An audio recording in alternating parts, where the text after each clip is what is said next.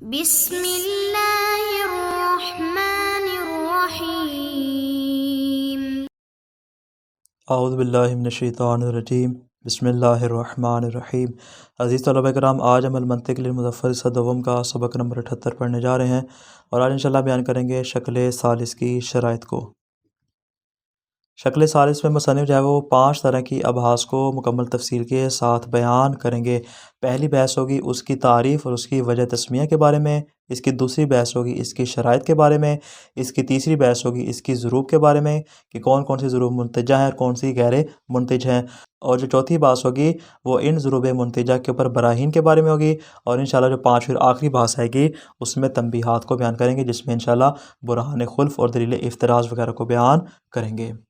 سب سے پہلے شروع کرتے ہیں پہلی بحث کو۔ پہلی بحث ہماری کیا تھی؟ تعریف اور وجہ تسمیہ کے بارے میں۔ شکل ثالث کی تعریف ہم کیا کریں گے کہ وہ قیاس اقترانی جس میں حد اوسط صغریٰ اور کبریٰ دونوں میں موضوع واقع ہو، یعنی حد اصغر صغریٰ میں بھی موضوع ہو اور حد اوسط کبریٰ میں بھی موضوع ہو۔ اگر دقت نظر سے دیکھا جائے تو یہ شکل حقیقت میں شکل ثانی کا برعکس شمار ہوتی ہے۔ کیوں؟ وہ اس طرح کے جو شکل ثانی تھی اس کے اندر کیا تھا؟ حد اوسط صغریٰ اور کبریٰ دونوں میں محمول واقع ہوتی تھی، لیکن یہاں پہ برعکس ہے کہ حد اوسط صغریٰ اور کبریٰ دونوں میں موضوع کی جگہ پر آ رہی ہے۔ فرماتے اس طرح کے اس شکل میں حد اکبر کبریٰ اور نتیجہ دونوں میں محمول واقع ہوتی ہے، لیکن حد اصغر صغریٰ میں محمول اور نتیجہ میں موضوع واقع ہوتی ہے۔ پس یہ شکل طبیعت سے بعید شمار ہوتی ہے۔ بعید کیوں ہے؟ اس لیے کہ یہاں پہ جو حد اصغر ہے اس کی صورتحال تھوڑی سی تبدیل ہے۔ ہم نے کیا کہا تھا؟ ہم نے کہا تھا جو موضوع ہوتا ہے وہ اقرب الی الذہن ہوتا ہے، لیکن فرماتے ہیں یہاں پر یہ والی جو ہے وہ شکل ثانی سے بھی بعید شمار ہوگی۔ کیوں؟ اس لیے کہ جو شکل ثانی ہوتی ہے اس میں کم از کم موضوع کا تو اتحاد ہوتا ہے، اور ہم نے کہا تھا کہ موضوع اقرب الی الذہن ہوتا ہے۔ اس بنا پر ہم نے کہا تھا کہ شکل ثانی شکل اول سے ایک درجہ نیچے ہے، لیکن جو شکل ثالث ہے اس کو ہم نے تیسرے مرتبے پہ اسی لیے رکھا کہ یہ شکل ثانی سے بھی بعید تر شمار ہوتی ہے۔ شکل ثانی میں موضوع کا تو اتحاد ہوتا ہے، لیکن اس میں موضوع میں اختلاف ہوتا ہے، تو پس وہ والی اقربیت جو موضوع کی موجود تھی اتحاد کی صورت میں کہ جو حد اصغر ہوتی تھی وہ صغریٰ میں بھی موضوع بنتی تھی اور نتیجے میں موضوع بنتی تھی، فرماتے یہاں پر ایسا نہیں ہوگا، بلکہ یہاں پہ صورتحال تبدیل ہو جائے گی اور وہ اقربیت ہی ختم ہو جائے گی۔ فرماتے پھر اس کو تیسرے مرتبے میں نے کیوں قرار دیا بلکہ اس کو چوتھے مرتبے قرار دینا چاہیے؟ فرماتے اس لیے کہ شکل رابع سے کچھ حد تک بہتر شمار ہوتی ہے۔ بہتر کس طرح؟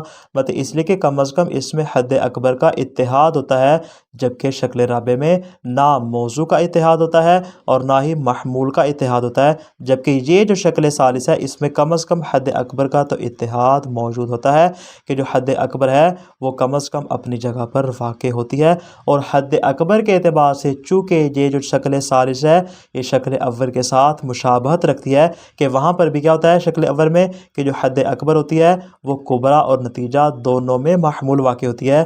یہاں پر بھی اس کی جو حد اکبر ہے اس کی شباہت چونکہ شکل اول کے ساتھ ہے، لہٰذا ہم نے اس کو تیسرے مقام پہ رکھا۔ البتہ شکل رابع جو ہوتی ہے وہ شکل اول کا بالکل برعکس ہوتی ہے، وہاں پہ نہ موضوع کا اتحاد ہوتا ہے اور نہ ہی محمول کا اتحاد ہوتا ہے۔ یہ تو ہوگی پہلی بات اس کی تعریف اور وجہ تسمیہ کے بارے میں۔ دوسری بات ہے فرماتے ہیں شکل ثالث میں عمومی شرائط کے علاوہ 2 خاص شرائط کا ہونا ضروری ہے۔ کون کون سی خاص شرائط؟ پہلی شرط یہ ہے کہ صغریٰ کا موجبہ ہونا ضروری ہے۔ یہ وہی شرط ہے جو ہم نے شکل اول میں بھی قرار دی تھی۔ ہم نے شکل اول میں کیا کہا تھا کہ صغریٰ کا موجبہ ہونا ضروری ہے، یہاں پر بھی کہہ رہے ہیں صغریٰ کا موجبہ ہونا ضروری ہے۔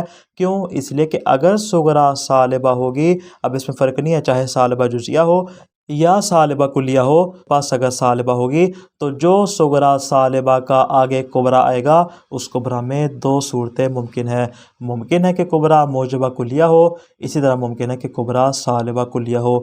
اگر صغریٰ سالبہ اور کبریٰ موجبہ ہو، کیونکہ اگر ہم دونوں کو سالبہ فرض کریں گے تو ہم نے کہا تھا کہ اگر دونوں سالبہ ہوں گے تو پھر سے نتیجہ بھی حاصل نہیں ہوگا، تو پس اگر صغریٰ ہمارا سالبہ ہے تو جو کبریٰ اس کو موجبہ فرض کرنے پڑے گا۔ پس اگر ہم کبریٰ کو موجبہ فرض کر لیتے ہیں تو معلوم نہیں ہوگا کہ افراد آپس میں متلاقی ہیں یا متباین۔ فرماتے پس ممکن ہے کہ دونوں آپس میں متلاقی ہوں لیکن تیسری چیز کی نسبت متباین ہو۔ مثال کے طور پہ یہ حد اصغر حد اکبر آپس میں متلاقی ہو سکتے ہیں لیکن ممکن ہے کہ حد اوسط کی بنا پر ان میں تباین پایا جاتا ہو، یہ بھی ممکن ہے۔ اسی طرح یہ بھی ممکن ہے کہ حد اصغر اور اکبر آپس میں متباین ہو اور حد اوسط کے اعتبار سے بھی ان میں تباین پایا جاتا ہو۔ فرماتے پس ہمیں صورتحال معلوم نہیں ہوگی کہ حد اوسط کے علاوہ اصغر اور اکبر آپس میں متباین ہیں یا متلاقی ہیں۔ جب یہ صورتحال ہے پس یہاں پہ ایجاب یا سلب کی صورت میں نتیجہ بھی حاصل نہیں ہوگا۔ یہ تو ہوگی پہلی بات۔ دوسری بات فرماتے اسی طرح اگر صغرا اور کبرا دونوں کے دونوں سالبہ ہوں تو فرماتے حد اوسط دونوں کے مباین ہوگی۔ کیوں؟ اس لیے کہ جو صغرا ہوگا اس میں کیا ہوتا ہے، حد اکبر کو اوسط سے سلب کیا جا رہا ہے، اور جو کبرا اس میں کیا ہوتا ہے، اس میں بھی سلب کیا جا رہا ہے۔ مطلب جہاں پہ حکم کو سلب کیا جا رہا ہے اور جہاں پہ سالبہ ہوں وہاں پہ تباین کلی وجود میں آتا ہے۔ مطلب پاس یہ دو متباین یا دو متلاقی چیزوں کے ساتھ متباین ہوگی۔ ہمیں معلوم نہیں ہوگا، اتنا تو پتا ہوگا کہ حد اوسط جو ہے وہ حد اصغر کے ساتھ بھی اور حد اکبر کے ساتھ بھی تباین رکھتی ہے، لیکن اتنا نہیں پتا کہ حد اصغر اور حد اکبر آپس میں تباین رکھتی ہیں یا آپس میں ایک دوسرے پر صادق آ رہی ہیں۔ پس نتیجہ نہ ایجاب کی صورت میں اور نہ ہی سلب کی صورت میں ممکن ہے۔ مصنف اس کو مثال سے واضح کرتے ہیں کہ نتیجہ نہ ایجاب میں ہوگا اور نہ ہی سلب میں ہوگا۔ انشاءاللہ اس کو عبارت میں دیکھیں گے۔ یہ ہوگی پہلی شرط۔ دوسری شرط یہ ہے کہ صغرا کے موجبہ ہونے کے علاوہ، جو ہم نے ابھی پہلی شرط بیان کی ہے، اس پہلی شرط کے علاوہ دونوں میں سے ایک کا کلی ہونا ضروری ہے۔ یعنی یہاں پہ بطور خاص نہیں کہا، یعنی نہ صغرا کا کہا کہ صغرا کا کلی ہونا ضروری ہے، نہ یہ کہا کہ کبرا کا کلی ہونا ضروری، بلکہ کہا کہ دونوں میں سے کسی ایک کا کلی ہونا ضروری ہے، چاہے وہ صغرا ہو چاہے وہ کبرا ہو۔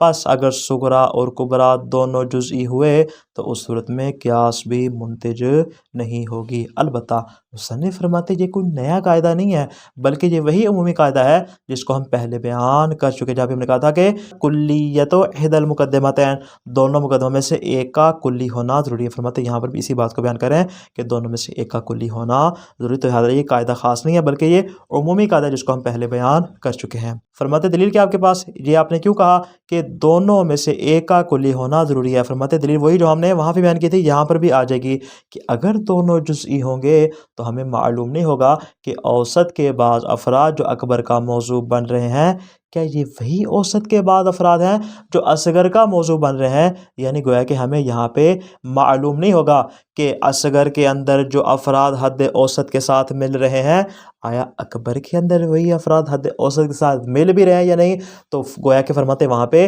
حد اوسط کے ذریعے اصغر اور اکبر کا آپس میں ارتباط قائم نہیں ہوگا۔ جب ارتباط قائم نہیں ہوگا مطلب گویا کہ یہاں پہ حد اوسط کا بھی تکرار نہیں ہوگا معنی کے اعتبار سے، اگرچہ لفظ کے اعتبار سے تکرار ہوگا لیکن چونکہ معنی کے اعتبار سے تکرار نہیں ہے، بس یہاں پہ فرماتے ہیں قیاس بھی منتج نہیں ہوگی۔ فرماتے جہاں تک تعلق ہے شکل اول اور شکل ثانی کا، ہم نے شکل اول میں بھی یہ شرط کرا دی، شرط خاص کہ کبرا کا کلی ہونا ضروری ہے، شکل ثانی میں بھی ہم نے یہی کہا کہ کبرا کا کلی ہونا ضروری ہے، لیکن فرماتے شکل ثالث میں صغرا اور کبرا میں سے کسی کی تعیین نہیں کی کہ صغرا کا کلی ہونا ضروری ہے یا کبرا کا کلی ہونا ضروری، بلکہ ہم نے کیا کہا، ہم نے کہا کلیت احدی المقدمتین، یا صغرا کلی ہو یا کبرا کلی ہو۔ فرماتے اس لیے کہ یہاں پہ تعیین مفید نہیں ہے اور فقط کسی ایک کا کلی ہو جانا ہی ہمارے لیے کافی ہے۔ عبارت پہ غور کیجیے گا، الشکل الثالث، شکل ثالث کیا ہے؟ سب سے پہلے اس کی تعریف کو بیان کریں گے، اس کے بعد انشاءاللہ پھر اس کی شرائط کو بیان کریں گے۔ وَهُوَ مَا كَانَ الْأَوْسَطُ فِيهِ مَوْضُوعًا فِي الْمُقَدِّمَتَيْنِ مَعًا، فرماتے ہیں وہ والی شکل کے جس میں حد اوسط صغرا اور کبرا دونوں میں موضوع واقع ہو رہی ہے، یعنی بالکل شکل ثانی کا برعکس۔ فَيَكُونُ الْأَكْبَرُ مَحْمُولًا فِي الْكُبْرَى وَالنَّتِيجَةِ مَعًا، پس یہاں پہ جو حد اکبر ہوگی وہ کبرا اور نتیجہ دونوں میں محمول واقع ہوگی، یعنی حد اکبر جو ہے وہ اتحاد رکھتی ہے محمول کے اعتبار سے کہ وہ کبرا میں بھی محمول بنتی ہے اور نتیجے میں بھی محمول بنتی ہے۔ جہاں تک تعلق ہے حد اصغر کا، وَلَكِنَّ الْأَصْغَرَ يَخْتَلِفُ وَضْعُهُ، لیکن جو حد اصغر ہے اس کی وضعیت متحد نہیں ہوتی، وہ متحد الوضع نہیں ہوتا بلکہ اس کی وضعیت مختلف ہو جاتی ہے۔ وہ کس طرح؟ اسی کی وضاحت کر رہے ہیں، فَإِنَّهُ مَحْمُولٌ فِي الصُّغْرَى مَوْضُوعٌ فِي النَّتِيجَةِ، وہ صغرا میں محمول بنتی ہے اور نتیجے میں موضوع کی جگہ پر واقع ہوتی ہے، یہاں پر اس کی جگہ جو ہے وہ تبدیل ہو جاتی ہے۔ اسی بنا پر فرماتے وَمِنْ ہونا کان ھذا الشکل بعیدا عن مقتضی الطبع، فرماتے یہ والی شکل جو ہے وہ انسان کی طبیعت کے تقاضے سے دور شمار ہوتی ہے، پہلی بات۔ دوسری بات وَأَبْعَدَ مِنَ الشَّكْلِ ثَانِي، مطلب یہ والی جو شکل ہے اس شکل ثانی سے بھی بعید تر شمار ہوتی ہے۔ وجہ لأن الاختلاف ہونا فی موضوع النتیجہ الذی هو اقرب الی الذہن، مطلب اس لیے کہ یہاں سے مراد ہے شکل ثالث میں جو اختلاف ہے وہ خود موضوع کے بارے میں ہے جو کہ اقرب الی الذہن شمار ہوتا ہے۔ تو جو چیز اقربیت رکھتی ہے اس اقربیت کے بارے میں یہاں پہ اختلاف ہے، جبکہ شکل ثانی میں کیا تھا؟ شکل ثانی میں تھا کہ وہاں پہ موضوع جو ہوتا تھا متحد ہوتا تھا، اس لیے وہ اقرب الی الذہن شمار ہوتا ہے۔ فرماتے ہیں یہاں پہ اصلاً موضوع میں اختلاف ہے، جب موضوع میں اختلاف ہے تو اقربیت ختم ہو جائے گی اور یہ ابعادیت میں تبدیل ہو جائے گی۔ وکان الاختلاف فی الثانی فی محمولہا، شکل ثانی میں اختلاف محمول میں تھا لیکن یہاں پہ اختلاف موضوع میں اس کا برعکس ہے۔ پہلی بات۔ دوسری بات وَلِأَجْلِ أَنَّ الْأَكْبَرَ فِيهِ مُتَّحِدُ الْوَضْعِ فِي الْكُبْرَى، مطلب اگر یہ بعید تر ہے شکل ثانی سے بھی تو بھائی اس کو شکل رابع کی جگہ پہ رکھے، شکل ثالث کی جگہ پہ کیوں رکھ رہے؟ اس کا یہ جواب ہے وَلِأَجْلِ أَنَّ الْأَكْبَرَ فِيهِ مُتَّحِدُ الْوَضْعِ فِي الْكُبْرَى وَالنَّتِيجَةِ، اس لیے کہ جو حد اکبر ہوتی ہے وہ کبرا اور نتیجہ میں متحد الوضع ہوتی ہے، یعنی اکبر کی جو جگہ ہے وہ تبدیل نہیں ہوتی، وہ نتیجہ میں بھی محمول ہوتی ہے، وہ کبرا میں بھی محمول ہوتی ہے کشکل الاول، یعنی اس اعتبار سے یہ جو ہے وہ حد اکبر کے اعتبار سے شکل اول کے ساتھ مشابہت رکھتا ہے۔ کانا اقرب من الرابع، تو پس یہ شکل رابع سے قریب تر شمار ہوگا۔ رابع سے قریب تر کیوں ہے؟ اس لیے کہ جو شکل رابع ہوتی ہے اس میں کسی بھی طور پہ شکل اول کے ساتھ شباہت نہیں پائی جاتی بلکہ وہ شکل اول کا برعکس شمار ہوتی ہے۔ شروع تو فرماتے ہیں شکل ثالث کی شرائط کون کون سی ہیں؟